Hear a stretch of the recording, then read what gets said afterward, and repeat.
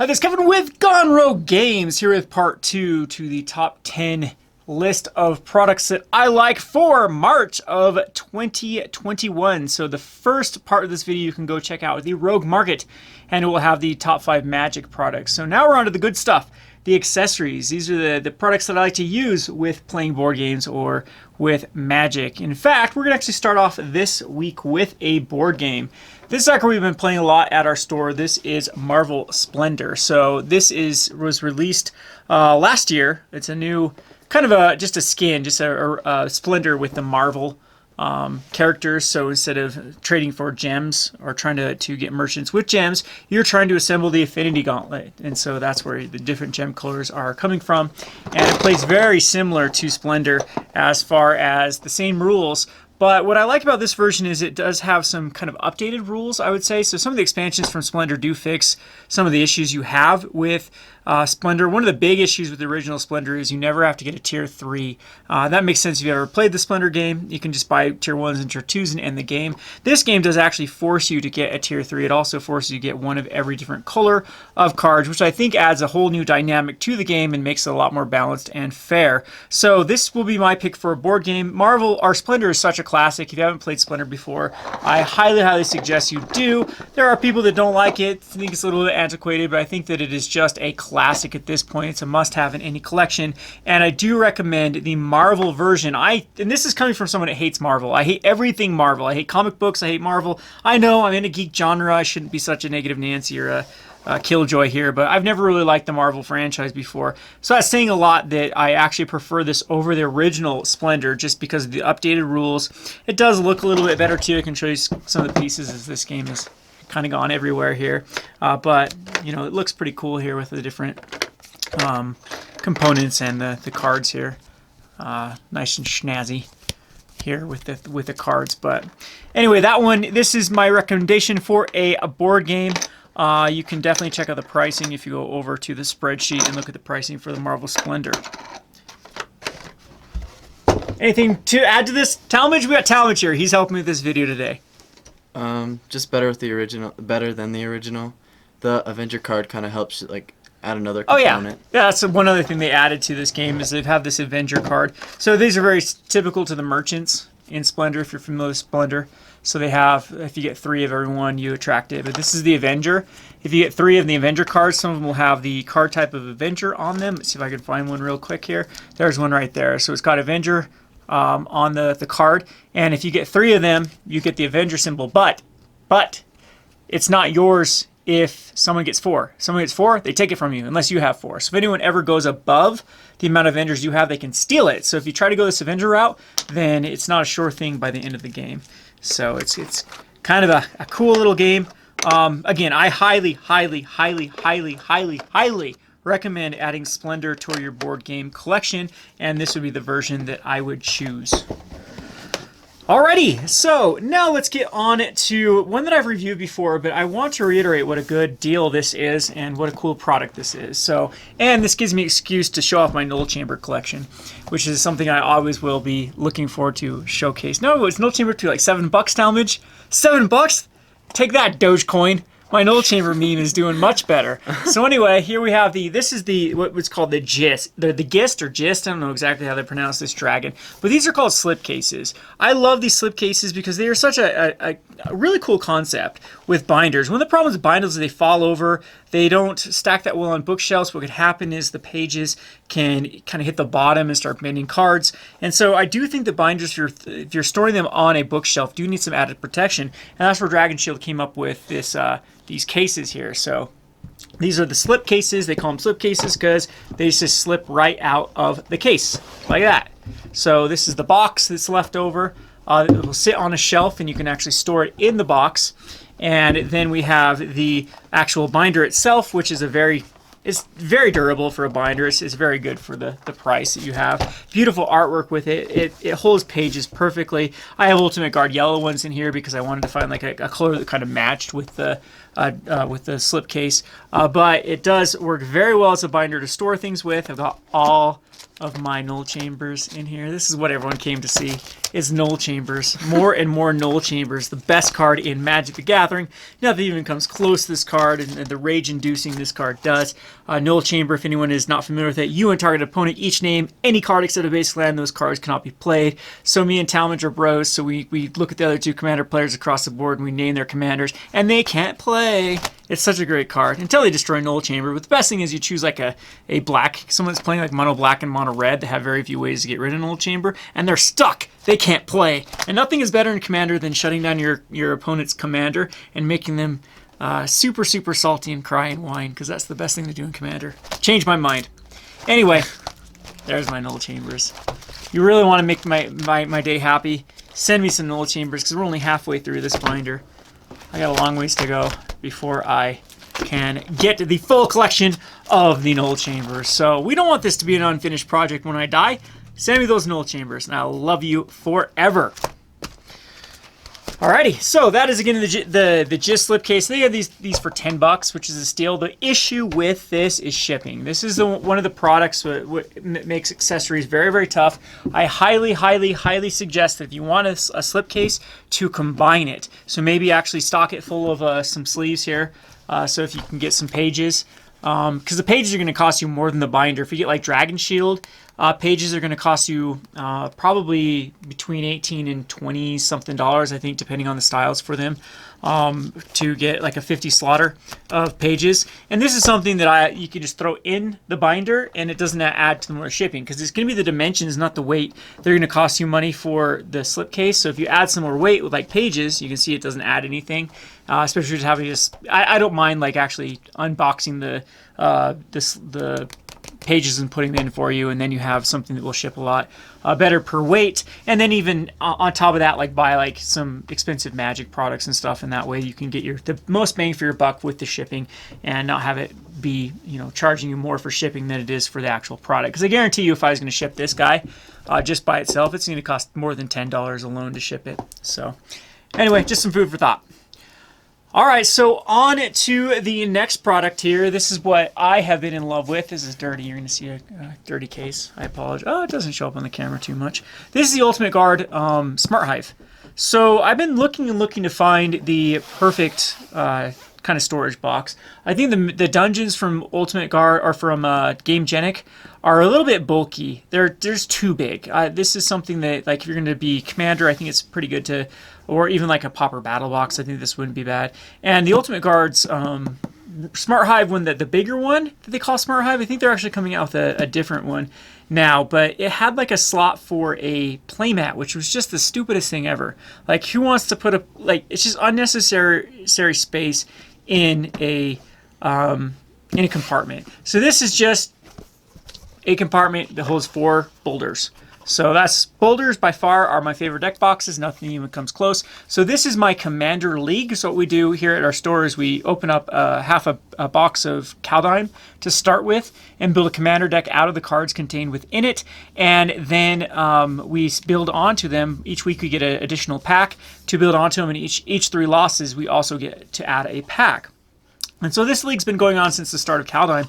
So I've accumulated enough cards through losses and weeks that I've been able to build. I actually have 5 different commanders. There's one that doesn't fit in here, but it's pretty trash. I'm going to break it apart. So anyway, this is one of my commander decks with the Herald, King of Skemfar. Really, really fun way to play. I'm kind of digressing away from the product itself, but kind of a cool way to play Magic the Gathering. You can hold 4 decks in here. So you can have, there's a Commander game right there. So if there's 4 different Commander decks, they fit in these Boulder 100s. The Boulder 100s fit perfectly in the Smart Hive. The Smart Hive then has a place for tokens here in this compartment, or oversized cards in this compartment. And then you also even have a tray for dice. And it's going to fit all nice and compact. I do think the magnets are fine on the Ultimate Guard. It's going to be able to hold up. If we're traveling, unless you really chuck this down the stairs, it might not hold up, but it's going to be a pretty solid way to store your deck boxes. And it works with other deck boxes too, but it really, really fits the Ultimate Guard boulders nicely. So kind of cool. I'll kind of show off why I've got the opportune time. This is what people come here to show my Commander decks here. So we got The Burning Rune Demon is the commander, apparently. We have the Freya, Judge of Valor. This one's pretty sweet. Love this one in commander. This is my favorite way to play Magic. This is like limited meets constructed in a way in these leagues. Like constructed is too tuned for me, especially commander. Limited is too limited for me, and it just feels like you don't get enough out of that experience. Leagues are the perfect mix. You start with this limited pool and you slowly build on it. It feels like playing Magic for the first time. Everyone is nostalgic, well, at least I am, to the days when I was a little kid, couldn't afford Magic cards, and I had to work with what I just had. I couldn't go out and buy expensive cards and just, tune decks.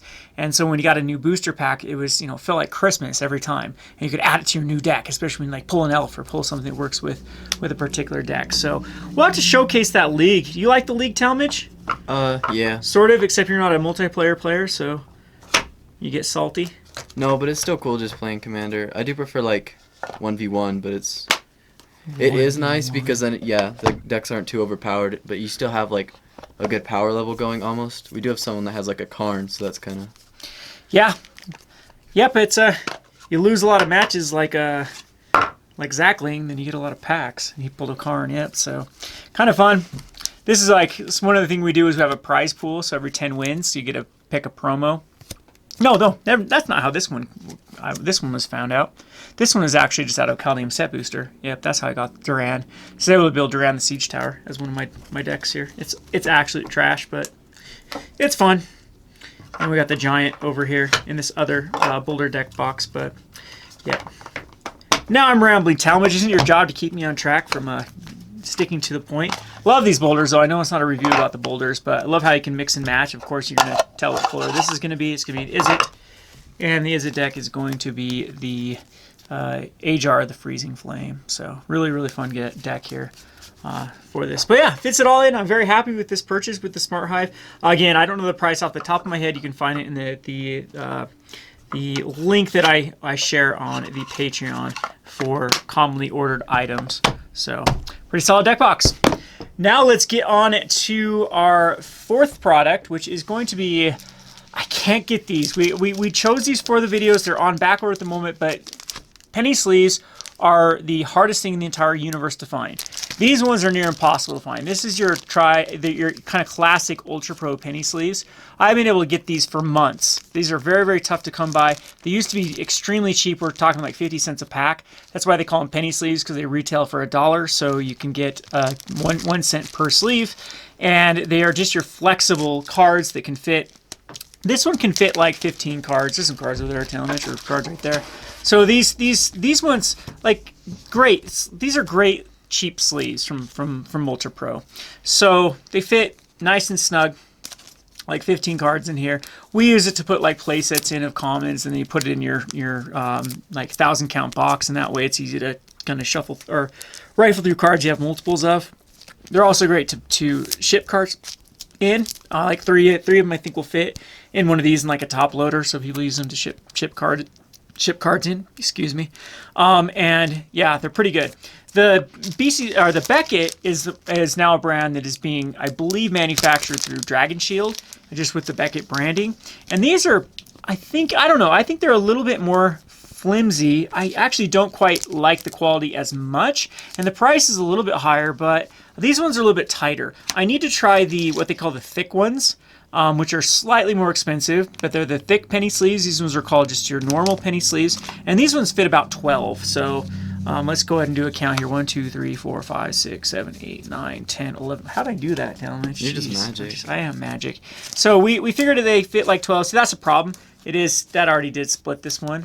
You can see that. So they don't have quite the quality that the Ultra Pro ones do. But as an Ultra Pro alternative, it does give us more options. And so, yeah, 12 will fit nicely in here. If you go a little bit above 12, you're probably going to get some more sleeves. And these actually do the quality feels pretty good to them. They're going to protect your cards nice and snug here in a sleeve. Very, very similar to the Ultra Pro ones.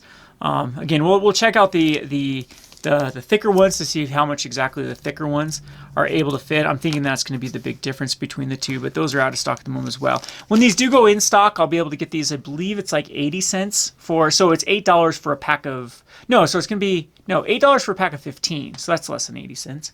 That's not bad at all. That's actually pretty comparable to Ultra Pro. Ultra Pro, when they're in stock, I can usually get them between 55 cents to 75 cents a pack. Right now they're going for like $2 a pack on eBay. They're in penny sleeves. They're 2 penny sleeves a piece. But yeah, I think this is going to give us a good alternative. I know a lot of people asked for penny sleeves, so go ahead and put them on back order. I'll have them up in the link in the commonly ordered items, and you can go ahead and get your name on back order, and we'll start fulfilling them as we get them. All right, last but not least, we're going to have Talmadge review these suckers. So these are called the Fenrir Dragonshield art sleeves. So these are limited edition, but very impressed with the quality of the Fenrir sleeves. So this is, I believe, I feel like they're a little bit upgraded from regular Dragonshield arts. Is that how you feel with them? Yeah. And these have taken a beating. Like this is his league deck. It's been shuffled hundreds of times. Yeah. It's been played. We've played a ton of League with them, and they are flawless.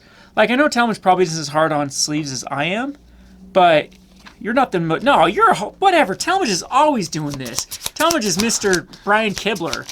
He's flicky, flicky, flicky, flicky, flicky all day long. Nothing. There is no scratch. There's a Chloe hair there. There is like nothing. No indentations. Nothing on the corner. Look on the corner. Barely slightly. No, that's just you can see the card underneath it. That's not even little tiny maybe nicks in them from hundreds of games played. And the shuffle feel like it's got the Dragonshield quality, but it even feels like it's a little bit better for an art sleeve than normal Dragonshields. Beautiful art on these. They come in 2 styles. They have one that's called Loki and one that's called Fenrir. And I believe they'll be releasing a few more in this sort of style. So these are like the silver art sleeves. And I've got a link on them. I believe they cost me either $9 or $10 to get them. But it's expensive. They retail for $15.99, I believe, for $16. So very expensive sleeve. But I just cannot go over the quality of these suckers. You should be seeing some indentations and dents and whatnot. So I usually get those like little black things all over my cards too. The dust. Yeah, and these weren't slippery to begin with either. They shuffled really nice. They felt like they were almost broken in. But after playing like hundreds of Commander games, they still shuffle really nice too. They're really nice. You can't even, you can't. Yeah, they've knocked out of the park with these. These are like Dragonshield was top quality. But it was arguable that, some of the other ones like Katanas and stuff were up to par with it. But these suckers they've just knocked out of the park with the Dragonshield sleeves. So pretty happy with them. Again, you get what you pay for. These are expensive sleeves. You can go cheaper. I still have like $2 BCWs that are great sleeves. And you're like, well, these are, 5 times more expensive than those packs. So you get what you pay for, though. We're really impressed with them. Talmadge was the test run with them, so we just opened up a pack and sleeved them up when we got these, but very, very highly impressed with these suckers. So again, that's what you have it for this month's. Maybe we'll try to do these bi-monthly. Right now I've just been doing a monthly for the 5 items and 5 Magic products. If you're looking for those 5 Magic products, go over to my Rogue Market channel and you can check that out. As always, thanks for being a patron. If you're not a patron and you're interested in becoming a patron, you can check that out in the link in the description below. This has been Kevin and Talmadge with Gone Rogue Games. Thanks for watching.